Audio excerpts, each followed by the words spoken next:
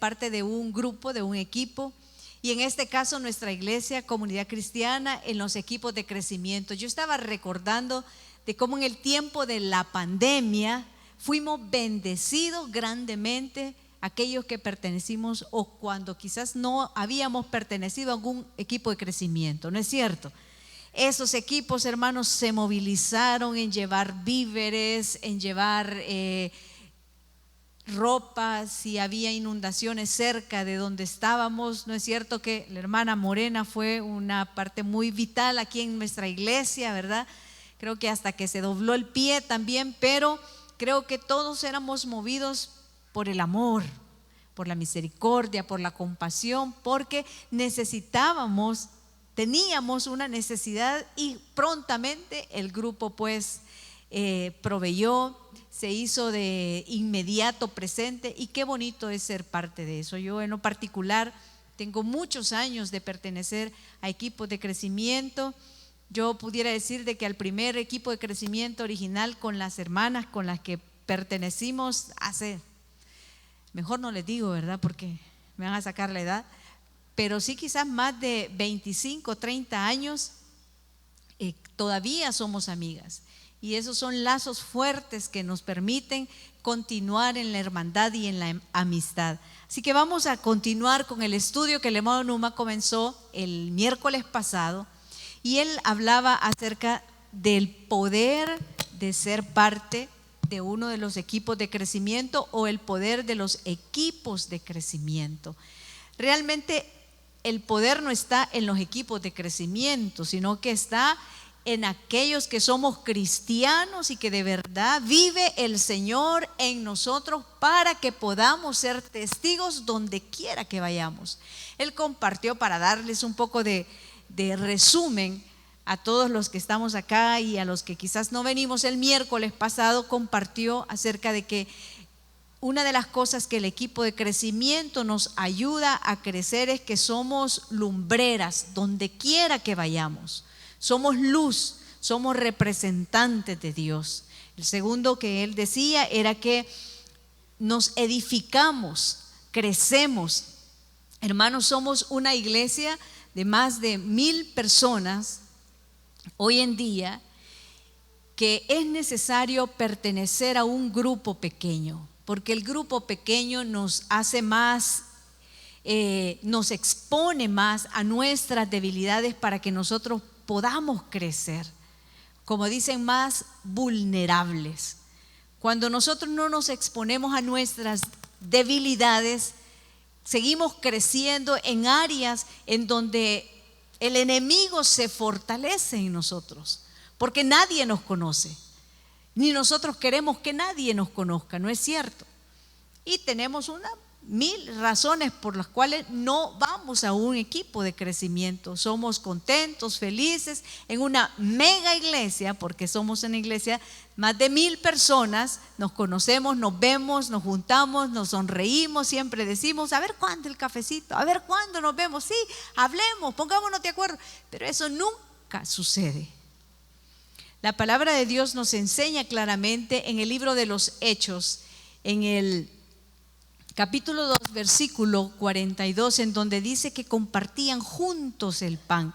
Y en el lenguaje, la versión del lenguaje actual dice que eran una familia en el cual compartían todo, cada momento.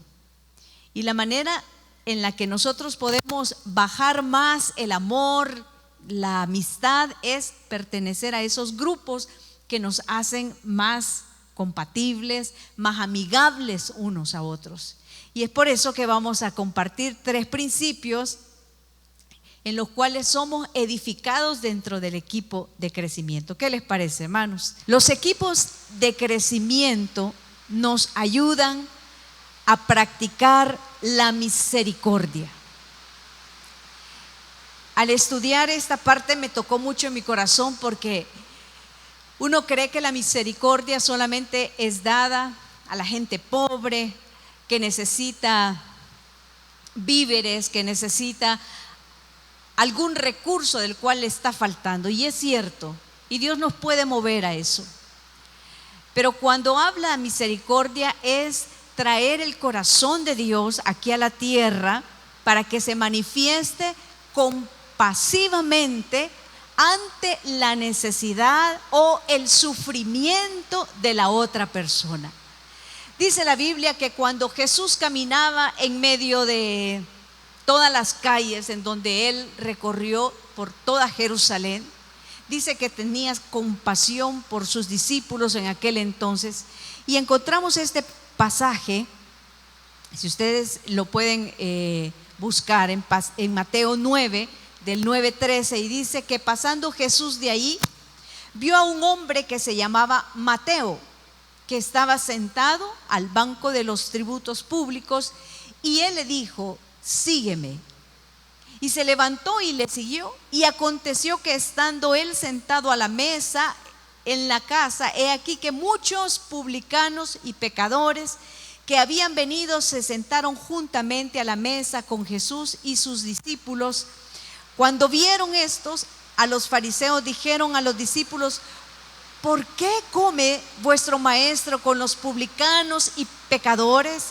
Al oír esto, Jesús le dijo: los sanos no tienen necesidad de médico, sino los enfermos.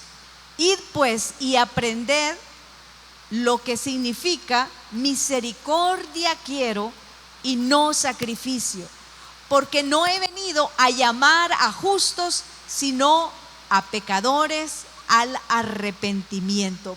Qué pasaje más como que puntual a lo que estamos hablando y enseñando en esta noche. La misericordia con la cual Dios vio a Mateo, un hombre que era recolector de impuestos, que si nosotros vemos y estudiamos un poco de las características de este hombre, era un ladrón, porque cobraba mucho más de lo que él tenía que hacer. Y usted dirá: ¿cómo un ladrón? ¿Y cómo es eso que Jesús llamó a un ladrón? Así es. Y si nosotros vemos o revisamos los 12 apóstoles, vemos que uno era iracundo, otro era criticón, y así sucesivamente. En cada uno de ellos se refleja no uno, sino que muchos defectos. Y no solamente eso, sino que la Biblia nos cuenta de que pasaba por las calles y miraba a Zaqueo. Zaqueo, otro ladrón que descaradamente robaba a todo el pueblo, les cobraba mucho más de sus intereses, se lucraba de la necesidad de aquellas personas. Y Jesús le dice: Zaqueo, voy a ir a comer a tu casa y voy a estar contigo. Quizás usted y yo lo veamos no tan difícil como en aquel entonces. O le voy a poner otro ejemplo más. ¿Cómo es eso que saliendo una mujer del hecho inmediatamente en donde estaba adulterando con un hombre, la agarran y casi medio vestida la arrojan al suelo, y va pasando Jesús y la exponen y le dicen: esta es una prostituta? ¿Qué nos dice la ley acerca de esta mujer? ¿Qué esperaban todos los hombres, los fariseos, los estudiosos de la ley que hiciese Jesús? Que sea apedreada, que sea decapitada, que sea muerta, que sea excluida totalmente. Pero Jesús dice: no. El que sea el primero, el que tenga limpio su corazón, que sea el primero en lanzar la primera piedra. Todos estos ejemplos, hermanos, quizás hoy en día los podemos traducir a nuestra vida real, en donde nosotros vemos constantemente drogadictos, ¿no es cierto?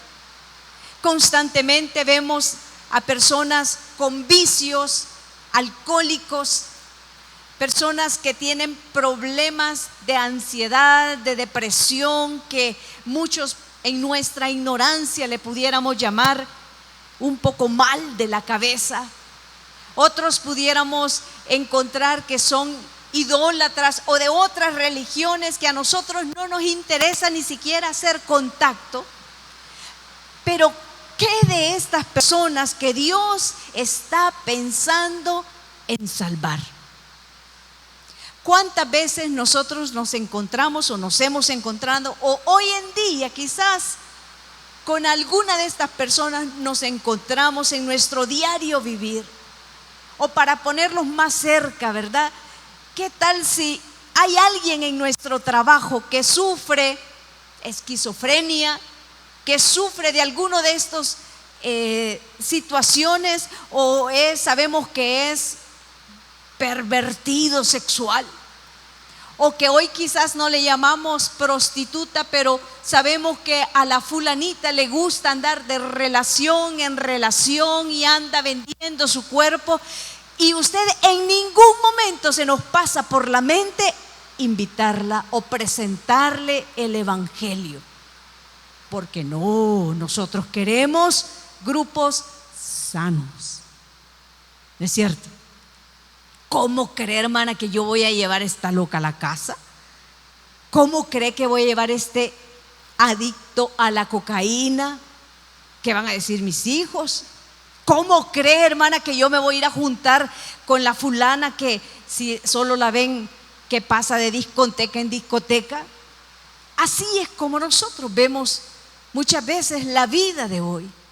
Y la misericordia y la compasión por estas personas, hemos cerrado el corazón, hemos pasado de largo y vivimos en una burbuja en nuestros grupos, en nuestra iglesia, en donde el pecador existe. Sí, Jesús lo hizo con esta mujer, la samaritana, María Magdalena, Zaqueo y todos los que ustedes ya saben.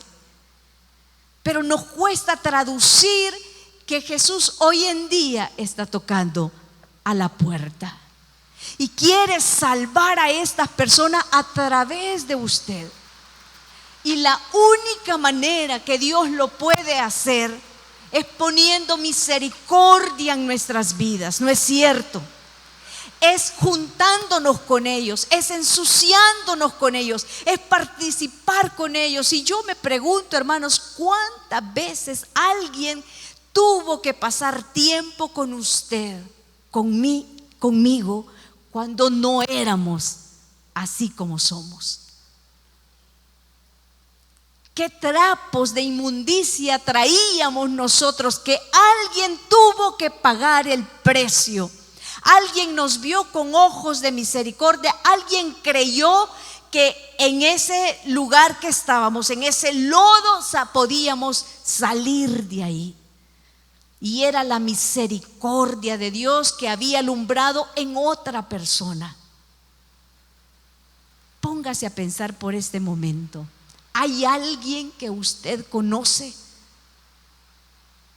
que tiene adicciones, que tiene tatuajes y que son un impedimento por el cual usted dice: no, ella no, él no?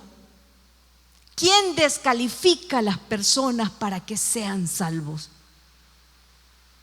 ¿Dios o usted? Qué duro es esto, hermano. Esa persona alcohólica que está frustrada todos los días y que usted sabe que una y otra vez agarra, como dicen, zumba y vuelve nuevamente, y usted: ay, me cae mal, ya lo van a despedir, yo ni siquiera puedo estar a la par. ¿De qué me da una náusea, un vómito estar? Porque solo de sentir. ¿Será eso lo que Jesús quiere que nosotros sintamos por todas estas personas? Un hermano llamado Rick Warren, que ustedes tal vez lo habrán escuchado, dice: si Jesús viviera hoy en día en nuestras iglesias, pasaría en disciplina todo el tiempo. Lo sacarían, porque nosotros nos creemos más santos que Jesús, más santos que no permitimos que dentro de nuestro círculo o burbuja sea permitido lo que Jesús dice acá: misericordia quiero y no sacrificio, porque no he venido a llamar a justos, sino pecadores. Mire qué bonito, hermano. Dios ha venido a llamar a pecadores. Dios ha venido a llamar a lo que está perdido, a lo que huele mal, a lo que usted y yo no nos queremos contaminar. Para ellos es el evangelio. Y solamente lo podemos capturar o atrapar o acercarnos cuando hay un corazón misericordioso. Y en esta noche que el Señor nos convierta ese corazón de piedra, un corazón misericordioso, hermanos. Amén. Que podamos ver con los ojos con los que Dios ve. Que podamos extender nuestras manos como que Dios mismo extendiese sus manos para alcanzar a todas esas personas. Y el último ejemplo que quiero poner en esta área de misericordia, ¿qué tal los asesinos? ¿Qué tal aquel hombre llamado Pedro que cuando fue y se acercó donde estaba Jesús, aquel que le había dicho: te amaré, Señor, jamás te voy a negar, estaba en ese mismo momento: no lo conozco, y sale y huye. ¿Y qué hace Jesús cuando ve eso? No sale ninguna palabra de él de maldición o de rechazo. Cuando Jesús resucita, encuentra a Pedro, lo bendice y lo ama. ¿Y qué tal con nosotros, aquellas personas que nos han traicionado, que son nuestros enemigos? Los apartamos totalmente. No tienen parte en el reino de los cielos, decimos. ¿Decide Dios o decide usted quién debe de sentarse a la diestra del Señor? Usted dirá: ay, hermana, qué dura esta palabra. Así es, hermano, porque el Señor nos llama a buscar aquello que está perdido, al asesino, al que nos ha traicionado, aquel que nos ha pagado mal y nosotros le hemos dado bien. Dice la Biblia: bendíganlo. No podemos hacerlo con un corazón humano, hermanos. Tenemos que hacerlo con el corazón de Dios. Y si en esta noche usted está pensando 2, 3, 4, no sé cuántas personas, y dice: no sé, no puedo ni siquiera pensar cómo voy a dar ese paso, yo me uno a usted, porque humanamente no lo podemos hacer, pero el Señor puede transformar nuestro corazón. Y cuando somos parte de un grupo pequeño, nos damos cuenta que hay personas necesitadas que llegan y se conforman dentro del grupo, ¿verdad? Y uno como que es repelente, que rápido se distrae o quizás se hace el disimulado porque no quiere toparse con el que huele mal, no quiere toparse con aquel que anda andrajoso. Porque así estamos educadas, lastimosamente, muchas iglesias, con excepción de la comunidad cristiana, por supuesto. Vamos a aprender la segunda cosa. Los equipos de crecimiento también imparten paz. Usted es un pacificador, hermano. Diga: yo soy un pacificador. La primera, ¿qué es? Misericordia. Yo soy un pacificador. Yo le voy a contar una historia, ¿verdad? No es una historia que salimos triunfante, pero así fue. Hace algunos años nos reuníamos en X casa y estábamos orando, bajando la gloria del Señor. Y orábamos por todas las hermanas que estaban, hablábamos en lengua, sentíamos pero que como que algo pasaba. De repente pasó un muchacho a tocar la puerta, a casi que la jalaba, y nosotros seguíamos más fuerte, orábamos, ¿verdad? De ahí no le bastó y comenzó a gritar y a gritar y a pegarle a la puerta. ¿Qué creen que pasó en ese equipo de crecimiento? Nos comenzamos a incomodar, algunos a sentir temor. Y recuerdo que una de las hermanas dijo: cállese, le dijo Alma. ¿Y saben qué seguimos haciendo? Orando, ¿verdad? Para nosotros era lo más normal. De repente, este muchacho comenzó a decir: tengo hambre, tengo hambre. Y nosotros más fuerte orábamos, ¿verdad? Y alguien decía: cállese, cállese. Esto fue de verdad cierto, hermanos. De repente ya no pudimos más, se nos trastornó a los hermanos cristianos, pacificadores de la comunidad cristiana, que estábamos hasta hablando en lenguas.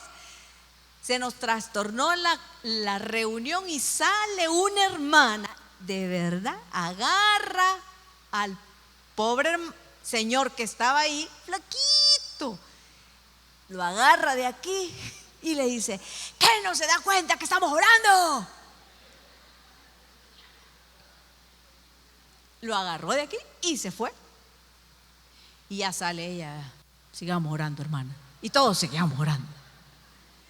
A mí me quedó muy grabado esta experiencia. Lastimosamente, fíjense que este señor, este muchacho, al día siguiente lo encontraron muerto, con un triste final. Todos hacíamos burla que la hermana que lo agarró ahí lo había. Pero hoy que comparto esto y recordé de esta historia, me puse a pensar: ¿qué hubiese hecho Jesús en medio de esa reunión en donde supuestamente Jesús estaba ahí? Porque dicen que una manera de describir un pacificador cristiano es aquel que en donde refleja la presencia de Dios. Jesús era un pacificador, aunque tenía su carácter, pero llevaba paz donde había conflicto. ¿No es cierto? ¿Qué somos nosotros, hermano? ¿Qué éramos nosotros en ese equipo de crecimiento? Aprendimos, hemos hablado acerca de eso, nos hemos arrepentido y después, al darnos cuenta que este joven murió, ¿será que Dios nos estaba poniendo a este joven para que oráramos por él, para que le hiciéramos el llamado? Pero no, nosotros estábamos en la religión, estábamos en lo nuestro, ni siquiera con Jesús. Estábamos en la burbuja religiosa.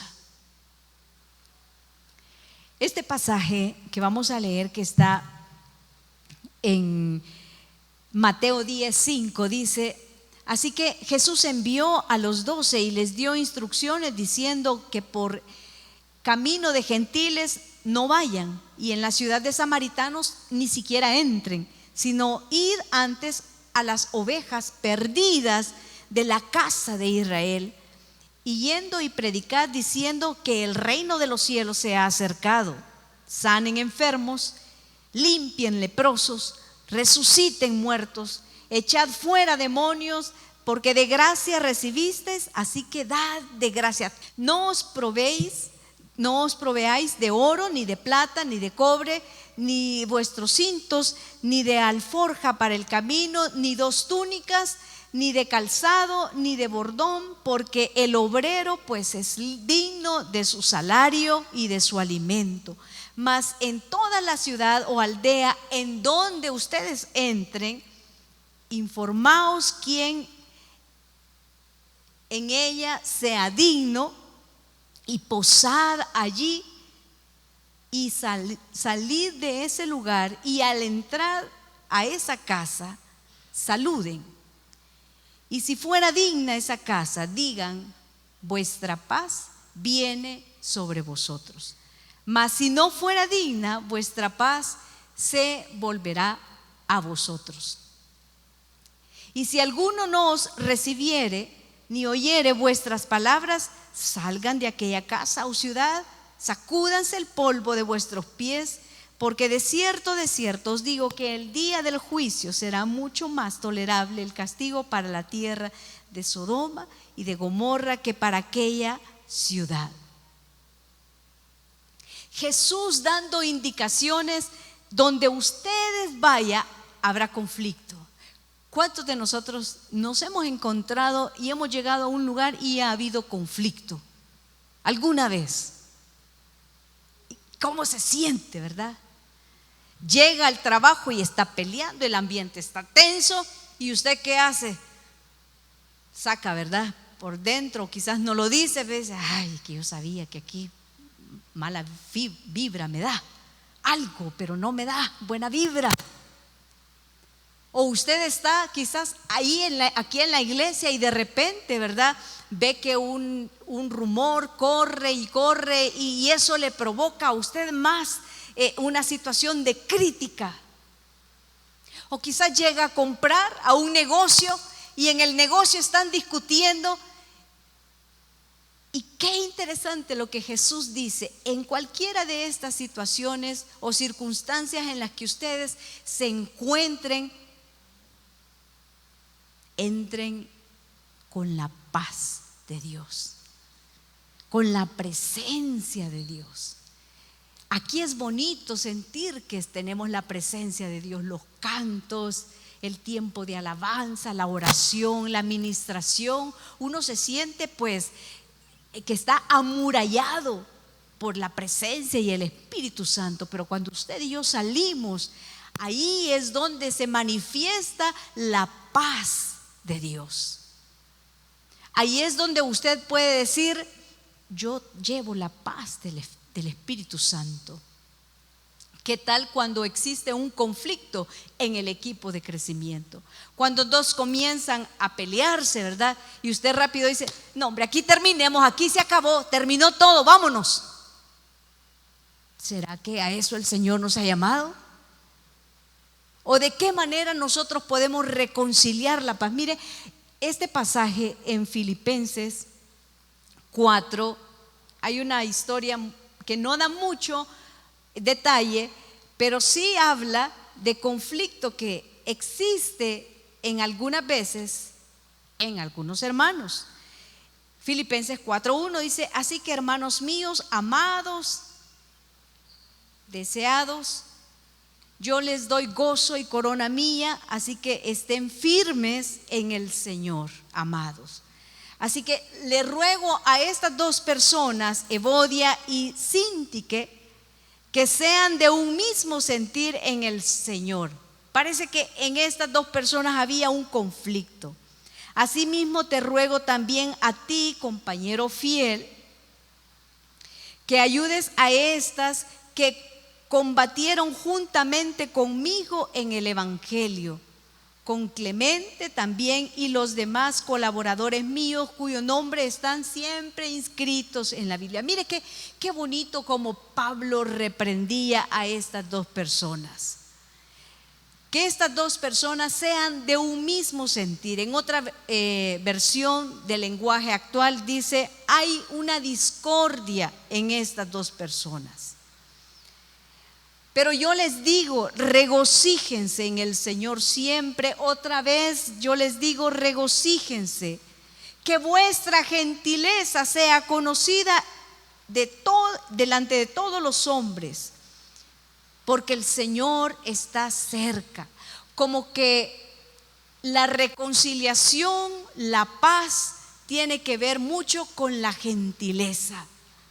Como cuando usted le dan un machucón, ¿verdad? O se tropieza, o algo inesperado le hace golpearse una parte de su cuerpo. ¿Qué gentileza le puede salir? Dígame. Y que si alguien se le acerca y le quiere sobar: no me toques ahorita, no me toques. Lo que pasa es que está molesto con uno mismo. Eso es lo más suave que puede salir, no porque nos pueden salir otras palabras, ¿verdad? Pero dice la Biblia que cuando estas dos personas no estaban de acuerdo, le dice: no, hombre, diles que se regocijen, que haya gentileza y que no solamente haya, sino que sean conocidas entre todas las personas. La gentileza es una muy buena descripción de una persona pacificadora, gentil. Y usted dice adentro, mire a la persona que está al lado, pregúntele, ¿sos gentil? Quizás nos cuesta, pero tenemos que aprender. Porque para eso está el Espíritu Santo. Mire lo que dice la Biblia, que de modo que si alguno está en Cristo, nueva criatura es. Las cosas viejas pasaron. Tenemos que crecer. Tenemos que llevar paz. Tenemos que darle vuelta al conflicto y traer pacificar en medio de esa tormenta. Tenemos que ser extensión de esa presencia de Dios, en donde alguien diga, es que vino Ricardo y la hermana Mary, y cuando ellos llegaron es que se sintió algo como que cambió el ambiente. ¿Por qué? Porque la presencia de Dios está en ellos. No porque ni siquiera a veces hablamos, sino porque hay algo en nosotros que andamos cargando, que es la presencia de Dios. Y eso también se modela dentro de los grupos de crecimiento. No importa cualquier conflicto que pueda suceder, dígale, yo soy un pacificador. Somos pacificadores. Y la tercera cosa que vamos a aprender, la primera era misericordia. La segunda, somos pacificadores. Y lo tercero, ahorita les digo que en los equipos de crecimiento es donde se cuida la casa.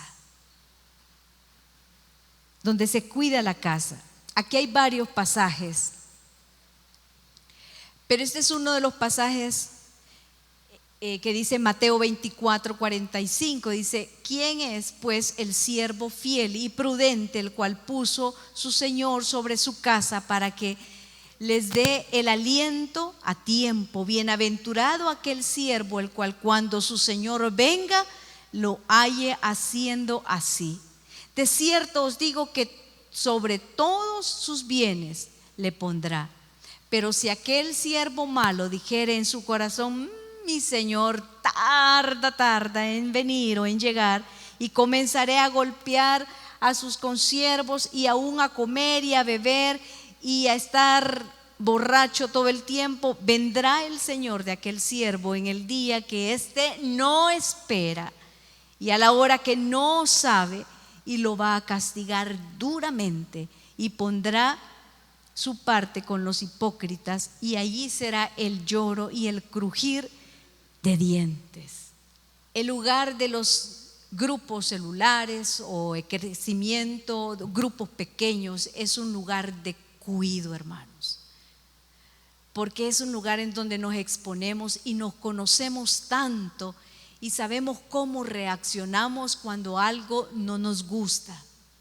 Y cuando dice acá que cuidamos la casa, dice en 1 Corintios 6:19, porque nosotros somos templo y morada del Espíritu Santo. Usted tiene que cuidar de su casa. Tenemos que crecer todos los días, todos los años. Mire que estamos aprendiendo en esta noche dos principios tan importantes como ser pacificadores y tener misericordia. Yo le aseguro que el enemigo, saliendo de aquí, alguna prueba nos va a poner. Pero ¿sabe por qué Dios va a permitir eso? Para que crezcamos, para que cuidemos la casa. Pero nosotros no podemos seguir diciendo, así nací, así crecí y así voy a ser. No, hermanos, porque dice la Biblia, no sabes cuándo vendrá su Señor y encontrará que no hay orden en tu casa. Nuestra casa tiene que tener orden. Si aquel que sabe hacer lo bueno y no lo hace, le es pecado. Tenemos que cuidar la casa. Y hay una práctica muy buena dentro de los grupos pequeños, es que nos rendimos cuenta. ¿No es cierto? Y no nos gusta que nos rendamos cuenta. Es más, comenzando por los esposos y las esposas. Cuando el esposo le pregunta ¿cuánto gastaste? ¿Qué crees, que me gasté el dinero en cosas que no tenía que hacerlo? Estoy preguntando. Y si la esposa le dice ¿por qué venís tan noche? No le contestamos. Desde ahí no nos sometemos unos a otros en el temor del Señor. Cuando nosotros aprendemos a rendir cuenta, cuidamos la casa. ¿No es cierto? Porque usted sabe muy bien las tentaciones, las dificultades que usted tiene como persona, que yo tengo, que nadie más sabe, que solo Dios y yo, y me quiero esconder de Dios, pero es imposible. Dios ve exactamente y conoce cada área de mi vida, pero Él quiere que yo crezca. Por eso nos cuidamos mutuamente. ¿Qué tiene que pasar para que yo pueda permitirle a mi líder, a mi hermano, para rendirle cuentas, para decirle: tengo problemas con este vicio? He estado abriendo el Facebook y me he dado cuenta que muchos lugares en donde visito son pornográficos. Quiero dejar eso. ¿Qué tiene que pasar para que usted le diga a alguien para cuidar su casa, su templo, que no es suyo, es del Señor? Y nos lo ha dado prestado a nosotros. Pero por eso Dios nos pone en estos círculos pequeños de comunidad para que nosotros podamos crecer, hermanos. Pero si siempre nos escondemos, nos callamos, nos guardamos y tenemos secretos nosotros mismos, no vamos a cuidar nuestra casa. Y vamos a estar pensando que el Señor tarda en venir. Siempre vamos a tener oportunidad. Dice en Hebreo dice que debemos de cuidar una tan grande salvación que hemos recibido. Cuídela, cuidémosla, porque usted no sabe cuándo el Señor va a venir y va a tener oportunidad nuevamente de arrepentirse, hermanos. Quiero invitarle a que nos pongamos en pie en esta noche.